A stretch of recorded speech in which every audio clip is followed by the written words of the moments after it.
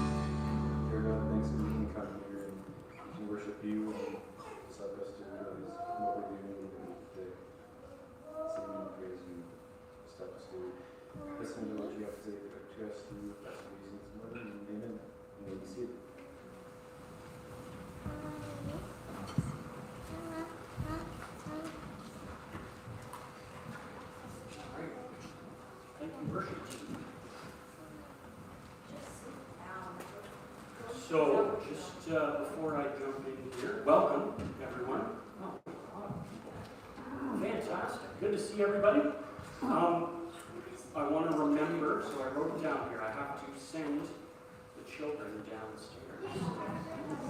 You guys are pretty stoked about that, right? I know we tried kids in the service, it worked well, but so if you are or have care of a young person that is preschool to grade 5, you can just set them. Surely that many kids can't be wrong, right? I think it's happening there. And then also just a reminder that we have those prayer cards.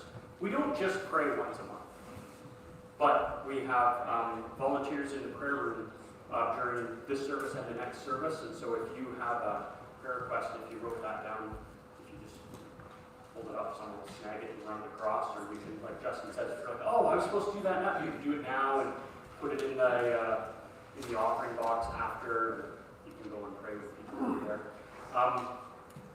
Yeah, so that's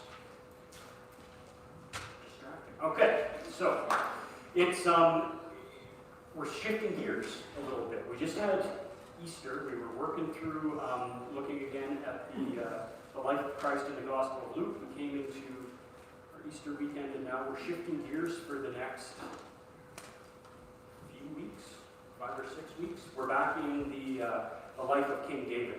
So if you're new or visiting with us, you might be like, what's going on? That seems random. It is. But it's not, because we've been sort of in this long-term moving through the Gospel of Luke, but then switching back and forth and looking at the reign of King David in the book of 1st and 2nd Samuel. And so if you were with us, I can't even remember, it was last year when we were looking at, or earlier this year, when we were looking at David. And we're jumping in 2 Samuel chapter 5, and we're heading into a section of David's story when it is really highlighting kind of the glory of David's kingdom. There were a lot of struggles, a long road to the throne, and a lot of those things. And certainly, it's not an end of problems. But when we left last time, actually, we looked at the first 5 verses of 2 Samuel 5. We're going to overlap them here this morning as a way of review. But David has finally, years after being anointed by Samuel, God's prophet, and told that he would be the king of Israel, all of that business working for Saul and then having his boss try to kill him and then running around like a fugitive and all of those things, David has finally ascended to the throne of the entire kingdom. So we're going to look at the rest, at all of 2 Samuel 5 today, and in this chapter and in the next few chapters, and I'll probably mention this a few times, the events are not, they are arranged thematically, not strictly chronologically. So some people that, if you read and you pay attention to some of those details, you might be like, well, this doesn't make any sense. We'll see, next week we'll hit one that I'll point out where you're like, but if this was reporting, this wasn't reporters. This wasn't, okay, record chronologically all of the events and you'll be graded for accuracy on that. It's a thematic build of God blessing his people through his anointed leadership. And so I'll just point that out. It's building up various aspects of the triumph of David's kingdom. And this first section we're going to look at with its description of some of the initial things David does when he is recognized as king by both his own tribe, Judah, but also the northern tribes who were loyal to Saul. It's reminiscent to me of another great ruler from Israel's past, a guy named Joshua. And if you're at all familiar with the Old Testament or even Bible stories, you're like, Joshua, was he the guy walked around the city and with the trumpets and the wall? Yeah, Joshua fought the Battle of Jericho, that guy. And I think there are a lot of parallels here that are both, I find them striking and instructive. And so I want to look at this section of David and compare it to some of the things that we see in Joshua, because both men were seen really as ideal leaders who followed God wholeheartedly, who God had set aside and called to lead his people and to bless his people through them. And David, much like Joshua before him, he did this. He stepped into that role and rose to the occasion, leading God's people in God's power. We've seen how in the past sections that we've been looking at David's life, there's a lot of contrast between him and King Saul. Here we're going to see parallels, I think, between David and Joshua. So the first part I want us to look at is how both of these men were called by God, kind of specifically designated by God to lead his people, and they were also recognized by the people of God, who they were put in charge of. So we see this in Joshua chapter 1. Now I'm going to be reading, I think I've got the scripture references in your notes. If you grab a bulletin, they're in there. You can flip around like crazy. That was my plan, and I'm like, I'm going to rip something. So I've got passages printed here. I will read it. You can follow along. You can look them up after if I'm going too quick. But in the first chapter of Joshua, we see in Joshua 1 verse 2, God is speaking to Joshua, and he says, Moses, my servant, is dead. Now, therefore, arise, go over this Jordan, you and all this people, into the land that I am giving to them, to the people of Israel. So we've got God speaking to Joshua, and in the next verses, he tells him, be brave, because I'm going to be with you. He's not saying, hey, watch, Joshua, I'm just telling you, by the way, here's this thing I'm going to do. He said, you, get up, get these people, get them over this river, get ready. I'm going to do stuff. You're going to lead the people. Later down in that same chapter, in verses 16 to 18, Joshua has spoken to the people, and it says, and they answered Joshua, all that you have commanded us, we will do. And wherever you send us, we will go. Just as we obeyed Moses in all things, I feel like I should put an asterisk there. Just as we obeyed Moses in all things, so we will obey you. Only may the Lord your God be with you, as he was with Moses.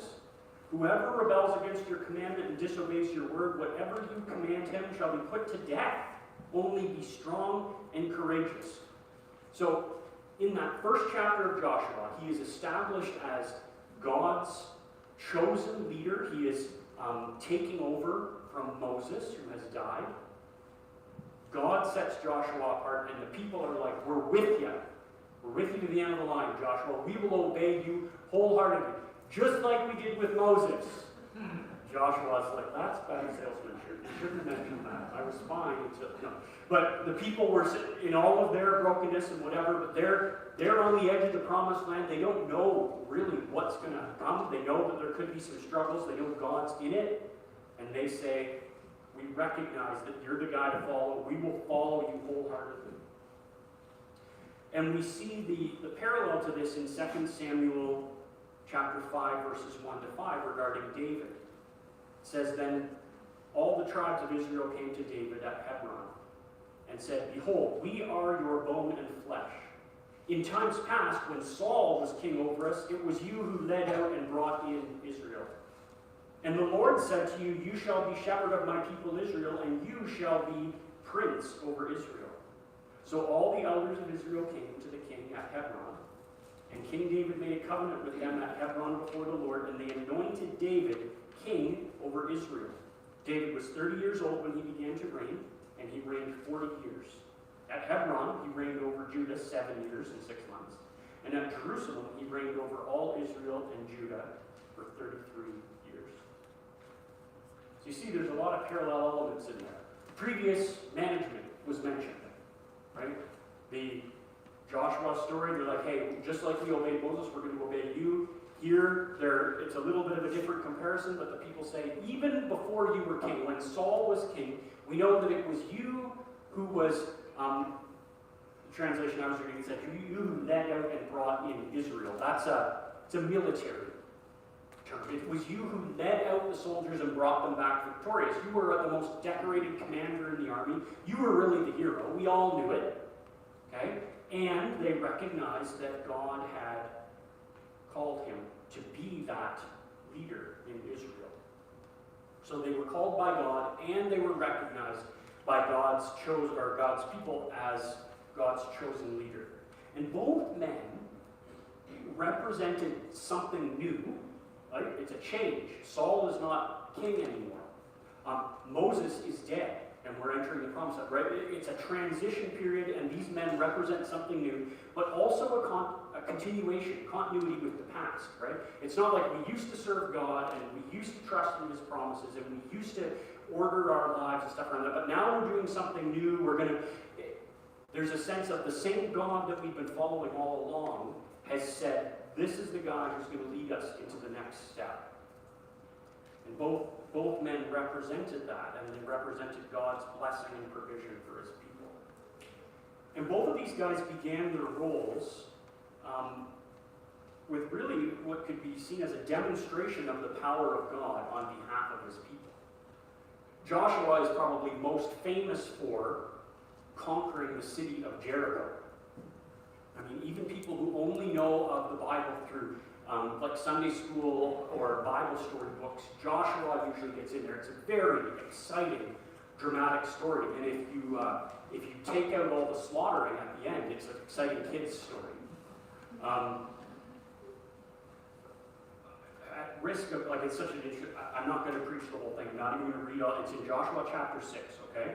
But what I'm wanting us to see is that Jericho was a fortified city, and the capture of Jericho was not something that was easy or predicted. But both of these guys captured fortified cities. So Joshua chapter 6, verse 1 says, "Now Jericho was shut up inside and outside because of the people of Israel. No one went in, no one came out." So it was a high security situation because the people in Jericho had heard word and seen reports that the Israelites were in the area. Skipping down to verses 15 to 20, sort of the climax of that chapter, it says, "On the seventh day they rose early at the dawn of day and marched around the city in the same manner 7 times. It was only on that day that they marched around the city 7 times. And at the 7th time, when the priests had blown the trumpets, Joshua said to the people, 'Shout, for the Lord has given you the city. And the city and all that is in it shall be devoted to the Lord for destruction. Only Rahab and all who are with her in her house shall live, because she hid the messengers whom he sent. But you, keep yourselves from the things devoted to destruction, lest when you have devoted them, you take any of the devoted things and make the camp of Israel a thing for destruction, and bring trouble upon it. But all the silver and gold, every vessel of bronze and iron are holy to the Lord. They'll go into the treasury of the Lord.' So the people shouted, and the trumpets were blown. And as soon as the people heard the shout of the trumpet, or the sound of the trumpet, the people shouted a great shout, and the wall fell down flat, so that the people went up into the city, every man straight before him, and they captured the city." A famous, miraculous event. We don't know, there's a lot of historical information about Jericho, the height of the walls, the thickness of the walls, the military preparation of the people of Jericho versus the people of Israel, who we remember, the Israelites at this stage in the story are the descendants of runaway slaves who were born in the desert. They're not military, they're not, they're wanderers, they're nomads, right? But they're on a mission. So it was probably not like, oh, well, if they had laid siege to the city, they probably would have defeated it. Probably not. But God didn't even in this example say, you know what? Do what normal armies do. Go and stand out in front of the gate, line up everyone as soldiers, shout some threats and insults. When their army comes out, you guys will fight, but watch, I'll deliver them into your hands. God's like, we're not even going to do that. We're going to do something that make it so clear that it's me, right? So you're going to fight by walking around, blowing horns and yelling. Sounds like arguing on the internet, actually. That's a bad parallel. Back that go. We'll edit that. So we see that Joshua conquered Jericho through God's power. David made a less well-known and less dramatic, but still important conquest of a fortified city as well, and that is the city of Jerusalem. We see in 2 Samuel chapter 5, verses 6 to 10, it said, "And the king and his men went to Jerusalem against the Jebusites, the inhabitants of the land, who said to David, 'You will not come in here, but the blind and the lame will ward you off,' thinking, David can't come in. Nevertheless, David took the stronghold of Zion, that is the city of David. And David said on that day, 'Whoever would strike the Jebusites, let him get up the water shaft to attack the lame and blind, who are hated by David's soul.' Therefore it is said, 'The blind and the lame shall not come into the house.' And David lived in the stronghold and called it the city of David. And David built the city all around him from the Millo, the supporting terraces, inward. And David became greater and greater, for the Lord, the God of hosts, was with him." So it's kind of an interesting passage that it's a quicker read than the story of Jericho. You go through it, it's like, okay, something about blind and lame people and a water pipe and a city and what's going on there. But essentially, the city of Jerusalem was fairly central in the geographical territory that we're talking about here, and it was conspicuously inhabited by non-Israelites, even all during the reign of Saul, through most of the reign of the judges before King Saul. This was like a little city-state that they couldn't get rid of the people in there. And the people were quite confident in the defensibility of Jerusalem. And historically, it seems, from what we can tell, built on this hill with valleys on the sides and steep walls and things. It was a very easy to defend position. So you get these this interesting kind of conversation. I think this is essentially like battlefield taunts, right? People are like, "You won't get in here." Maybe they're yelling from the wall, or they've wrote a message and tied it to a rock and pitched it over, right? They see David and his men coming. It's like, look at these guys. Who do they think they are? You won't get in here. This fortress is so strong. You won't get in here. Don't worry. You sure you can mock him like that? Oh yeah, it's fine. Dave, you won't get in here. You might as well go home.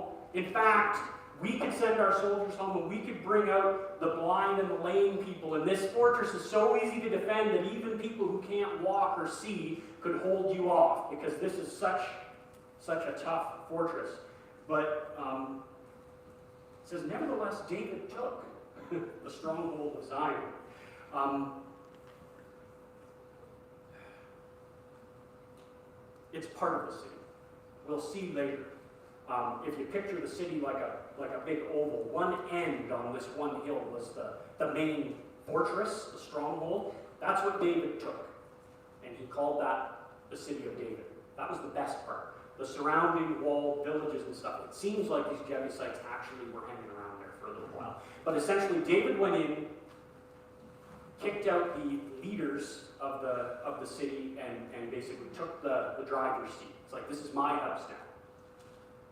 And it's a difficult verse to translate when David is saying, whoever would strike these guys, let them go up the water shaft. It seems to be referencing one of the several historical underground tunnels that the people in this city had built to access water, even if their city was under siege. It seems like David knew a way to get in there. It's like, just crawl up the pipe. Come out of the bathroom. Scary. I don't know. So they did it, and David kind of taunts them back, right? Because they're like, even the lame and the blind can hold you off. David's like, these guys are all lame and blind, and they don't see who they're messing with. And so David took over and put these guys into submission. Jerusalem was like, they weren't being unreasonably arrogant, these Jebusites, when they were taunting David and his men. They had been holding off people for a long time. Even Joshua, he couldn't crack Jerusalem. We see in Joshua 15:63, it gives this big list of the places that they conquered, and these people conquered this and this.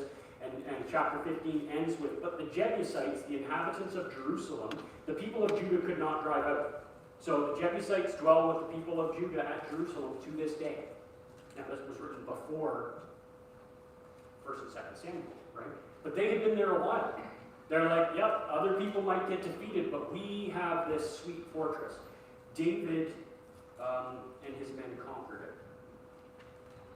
David taking Jerusalem was more than just bragging rights for Dave. It was important for a few things. It was, very significantly, it was David completing Joshua's mission. Joshua was told, the whole nation of Israel was told, go into the land that I promised you and drive out the inhabitants. And of course, that's hard. People didn't want to leave. These were some of the last and most infamous holdouts. Joshua himself couldn't dislodge them. David did. So there's part of that continuity with the old covenant promise. Plus, Jerusalem was a really ideal capital city for this kingdom, which was sort of divided, and David is trying to unite, right? The southern part was the tribe of Judah. These were David's people. They were quick to accept David as king. But the northern tribes, where Saul was from, they were resistant, but now they've come over. Jerusalem was sort of on the old border between the two. And historically, it wasn't owned by either one. It was owned by the Jebusites. So it's a kind of a neutral spot. It doesn't have historical baggage being loyal to one side or the other. It's geographically central. And it's famously defensible, so it's a good symbol of security and strength.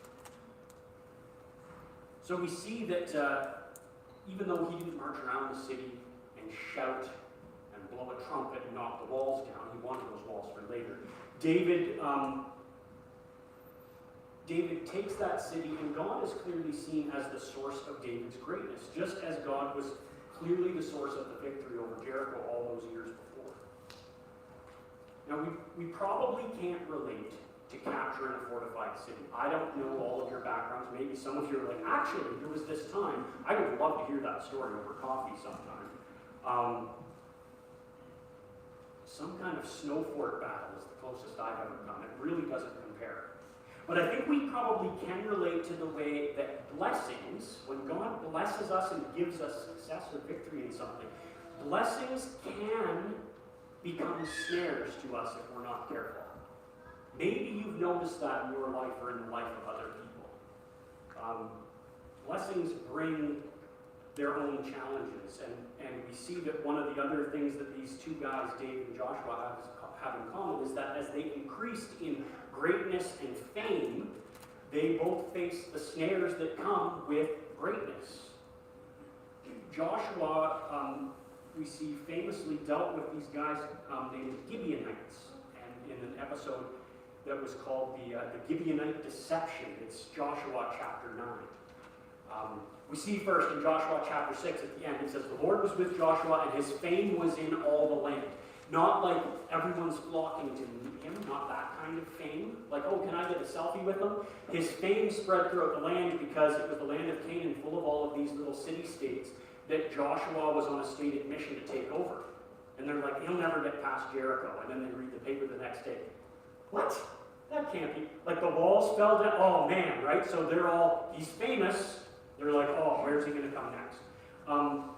So we get this incident that happens, and I'll let you read on your own time all of Joshua chapter 9, but these Gibeonites, they're one of these people groups that are supposed to be displaced, and they're like, you know what? If Jericho fell, we stand no chance. So they decided to basically play a trick and get them to sign a peace treaty with them, and they pretended that they were from far away. They sent some guys like, wear old clothes, bring moldy bread, bring cracked wine or water skins, and walk in like, oh, we've come from so far because we've heard you're just so famous and your God is with you.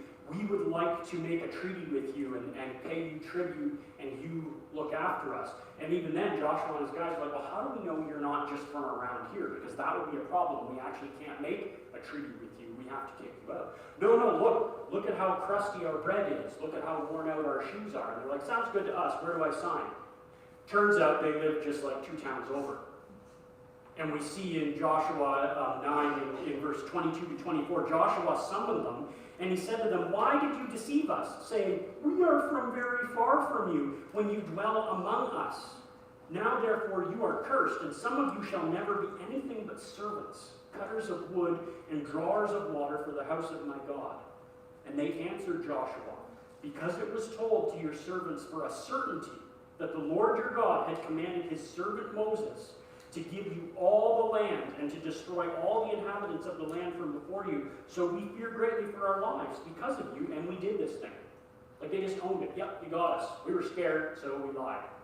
And they said, do whatever seems right to you, trusting that they'll make it. And they did. They couldn't kill them, so they, like, well, we're in a bind. We're in a moral quandary.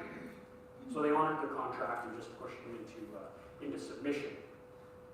David faced more subtle snares when he came to power, but we can see them in 2 Samuel 5, verses 11 to 16. First, I want to just look at 11 and 12. It says, and Hiram, king of Tyre, sent messengers to David and cedar trees, also carpenters and masons, who built David a house. And David knew that the Lord had established him king over Israel, and that he had exalted his kingdom for the sake of his people Israel. So this isn't just like a little cabin. This is a palace. Okay? Hiram, king of Tyre. This is one of those interesting little chronological notes. Hiram did not take the throne of Tyre until some 20 years after David was on the throne in Jerusalem. Just the ages don't line up. But it's put here because it makes sense in the story. The event happened. Tyre is a city-state north-ish of Jerusalem on the coast. These were not people that the Israelites were commanded to destroy. Nonetheless, they are a small to mid-sized nation next to the nation of Israel, which seems to be on a big upswing. And they're like, you know what would be smart for us is to not be enemy. Let's be friends.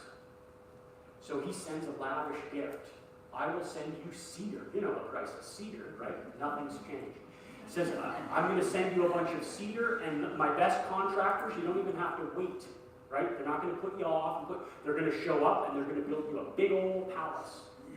And they did it, right? He seeks to get on David's good side by sending expensive wood, contractors to make him a palace. And historically, the nation of Israel had a good working relationship with Tyre. Israel had more food. They could grow grain and crops and stuff. Tyre didn't have as much of that. But they had good building materials and skilled craftsmen. So they would work together. But it kind of starts here. And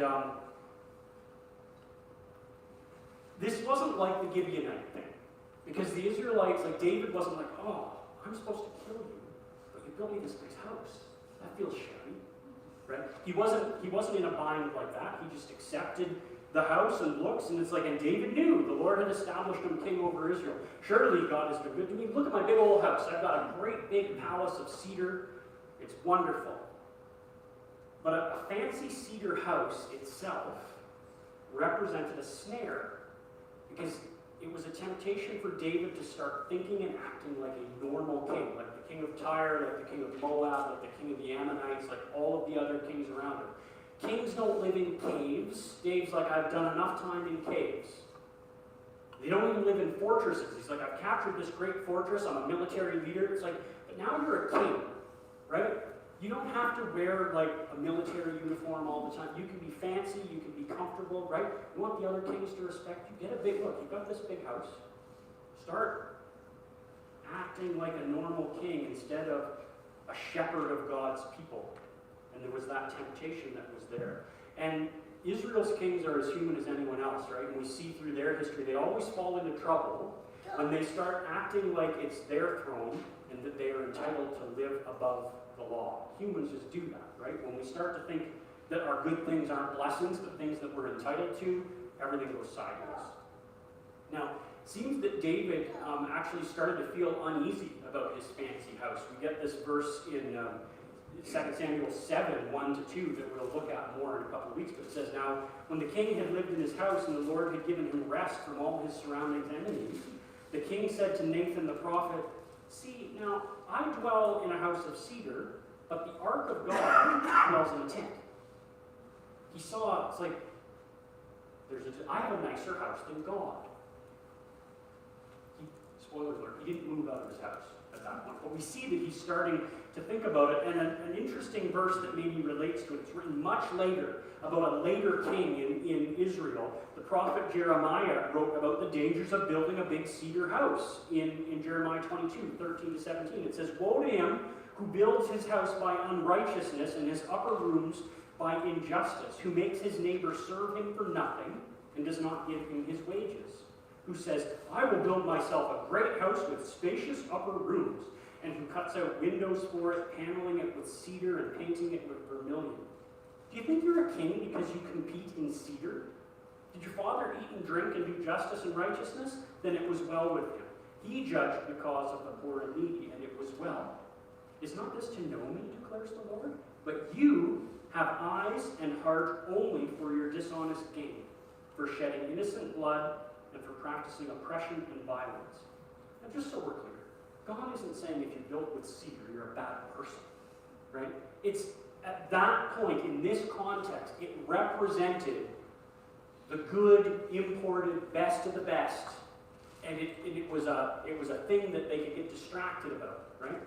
You're all about the trappings of the throne, and David was facing that temptation. David also felt entitled to take yet more wives and concubines during his reign in Jerusalem. We see in the next few verses, 13-16, in addition to the house, right? It says, And David took more concubines and wives from Jerusalem after he came from Hebron, and more sons and daughters were born to David. And these are the names of those who were born to him in Jerusalem. Shammua, Shobab, Nathan, Solomon, Ibhar, Elishua, Nepheg, Japhia, Elishama, Eliada, and Elimelech. Nope. So he had a lot of wives, and that was that seems really slimy to us, even in a time when polygamy was less clearly seen to be the wrong thing. We see Deuteronomy 17:17. This was the law of Moses. It clearly forbade the kings of Israel from accumulating many wives.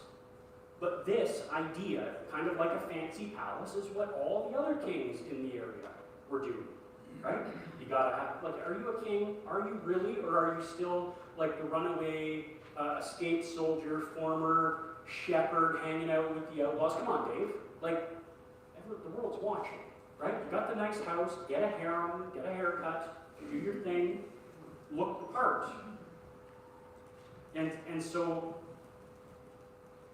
we see even now the start, foreshadowing, of David starting to at least feel pulled to conform to the pattern of the world around him. Joshua and David were only human, right? And they made mistakes. But they weren't great leaders because they were somehow perfect or they were cut of a different cloth than the rest of us. They were great leaders because they listened to God and they operated in His power. They were normal people serving a great God. And we see similarities here in the final point, how they fought according to God's instructions and in God's power. Like both Joshua and David were primarily military commanders, and at their time, the way that they were serving God, they were leading their people in battle to establish their presence in the promised land. But they weren't merely skilled warlords, right? Just attacking whoever they think they could defeat. It's like, we're bigger than that guy, and wasn't something like that. They were both responsible to wage war against the enemies of God's people according to God's instructions. They were following orders. And we see great examples of this in the life of both Joshua and David. In Joshua, we see God giving instructions. He says, be strong, be courageous, go across the Jordan, and that sometimes He gives very specific attack plans, and Joshua was careful to follow them even if they seemed ridiculous, right? We saw that like in the Battle of Jericho. It says in chapter Joshua 6, 2-5, the Lord said to Joshua, see, I've given Jericho into your hand, with its king and its mighty men of valor. You shall march around the city, all the men of war going around the city once. This you shall do for 6 days. 7 priests shall bear 7 trumpets of ram's horns before the ark, and on the 7th day, march around the city 7 times, and the priests shall blow the trumpets. And when they make a long blast with the ram's horn, when you hear the sound of the trumpet, then all the people shall shout with a great shout, and the wall of the city will fall down flat, and all the people will go up, everyone straight before him. Like God gave him that specific instruction. Joshua, at this point, has not fought a ton of battles, right? But even he's got to be going, should we, at some point, throw rocks at them, lock their door, steal their water, catapult a cow in there, something? We're walking around with trumpets? But he's like, okay, this is, you read after that, and he basically goes to the people and says, this is what God said. We're doing it. And they're like, okay. And they did. And again in Joshua chapter 8, verses 1 and 2, the Lord said to Joshua, do not fear and be dismayed. Take all the fighting men with you and arise. Go up to, how do you say this town? It's Ai. Is it Ai? We'll call it A. It's little Canada. Arise and go up to A. See, I have given it into your hand. I've given into your hand the king of A and his people, his city, and his land. And you shall do to A and its king as you did to Jericho and its king. Only its spoil and livestock you can take as plunder for yourselves. Now, lay an ambush against the city behind it. So here again is an example. Instructions. Yeah, you're gonna don't cry, Joshua. Joshua did not seem to be super brave all the time. He's like, he said, don't fear, be dismayed. You're gonna win. Go in. You got to do an ambush this time, right? It's not. Oh, okay. So this was easy. So do you want us to get we got the trumpets ready? We're ready to march. No. This is gonna actually be a fight instead of an ambush, right? We see that Joshua did it. David is the same. We've already, as we've looked at the life of David, seen how he regularly inquires of the Lord, asks for God's instructions before venturing into an attack or a rescue mission or anything like that. And he continues to do so even once the throne is his. We see in 2 Samuel 5:17-25, the rest of the chapter, it says, when the Philistines heard that David had been anointed king over Israel, all the Philistines went up to search for David. But David heard of it and went down to the stronghold. I'll just pause there. That's another one of those chronological things, right? David was not yet in Jerusalem as his fortress yet. That's why they had to go look for him. And this stronghold that he went down to is probably not Zion, but probably one of the caves that he knew was a good spot to fortify. But anyway, the Philistines had come and spread out in the valley of Rephaim, and David inquired of the Lord, "Shall I go up against the Philistines? Will you give them into my hand?" And the Lord said to David, "Go up, for I will certainly give the Philistines into your hand." And David came to Baal-perazim, and David defeated them there. And he said, "The Lord has broken through my enemies before me like a breaking flood." Therefore, the name of that place is called Baal-perazim, which is like a big flood. And the Philistines left their idols there, and David and his men carried them away. Footnote, they carried them away and destroyed them. We read that in the Chronicles account of this. It says, and the Philistines yet again, they came up yet again and spread out in the valley of Rephaim. And when David inquired of the Lord, he said, "You shall not go up. Go around to their rear and come against them opposite the balsam trees. And when you hear the sound of marching in the top of the balsam trees, then rouse yourself, for then the Lord has gone out before you to strike down the army of the Philistines." And David did as the Lord commanded, and struck down the Philistines from Geba to Gezer. So it's very similar, right? Here's this enemy. I know you want me to fight them, but David doesn't just assume, well, they're Philistines. Of course we're fighting them. Everybody, come on, let's go, saddle up. It's like, should I go and fight those enemies you told me to fight? He's not being, he's not questioning orders. He is making sure that he is keeping step with God. It's like, do you want me to go against these ones right now? And when God gives him instructions, he goes, right? The first time, he didn't get specific combat instructions. It's like, yep, go and attack those guys. You'll beat them. I'm with you.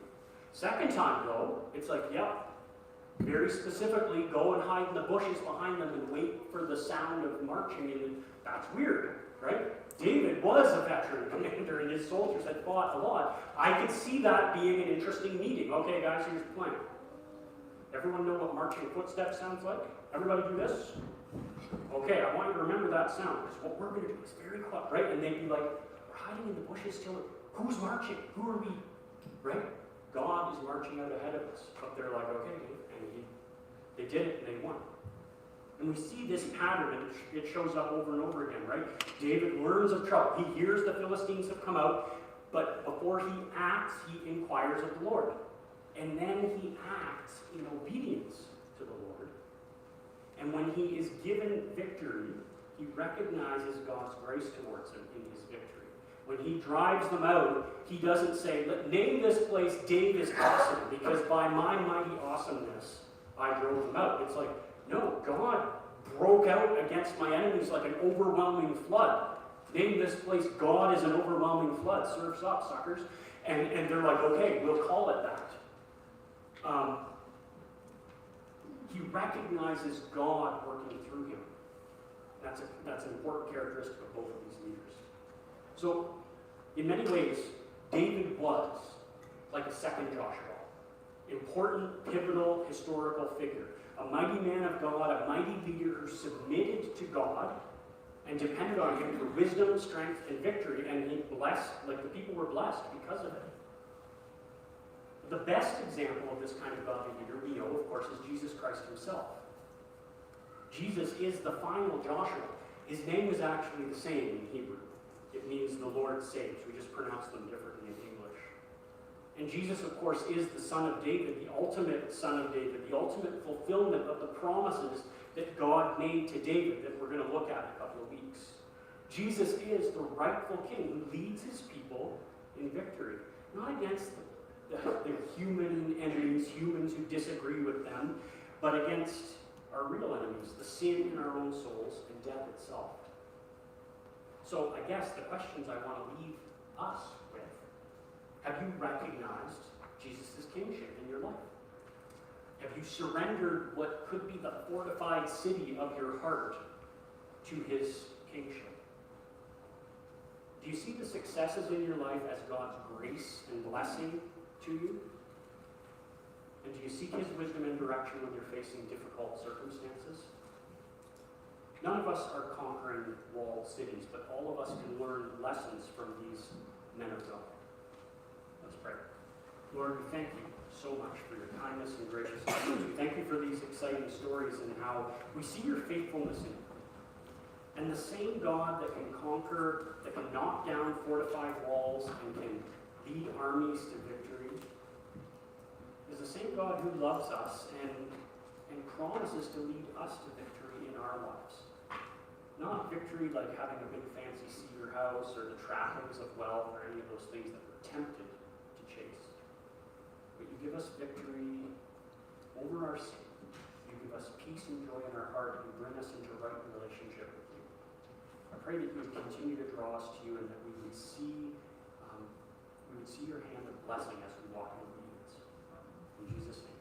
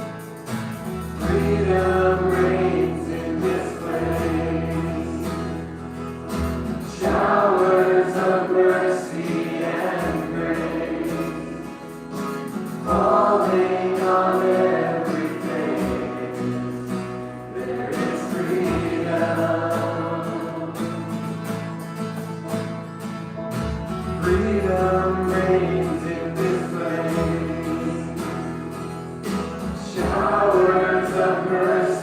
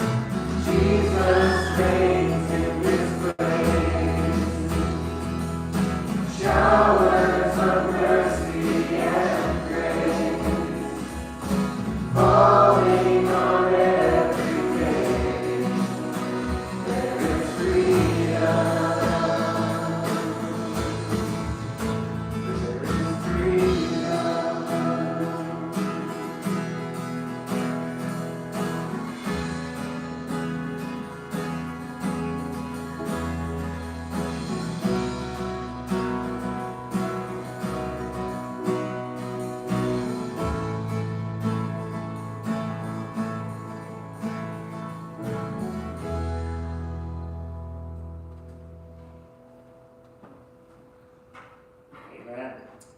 Thank you, team. Thank you, Jason, for your message. It always leaves me in awe when when we read of God's power, taking ordinary events and actions and making them extraordinary for His purpose and glory. A reminder: in the gathering place, we have coffee and snacks. The gathering folks place have first dibs because they're closer, but still, I'm sure there'll be plenty for everyone. Before we leave, I just wanted to leave you quickly with a passage from 2 Thessalonians 2. Now may our Lord Jesus Christ Himself and God our Father, who loved us and gave us eternal comfort and good hope through grace, comfort your hearts and establish them in every good work.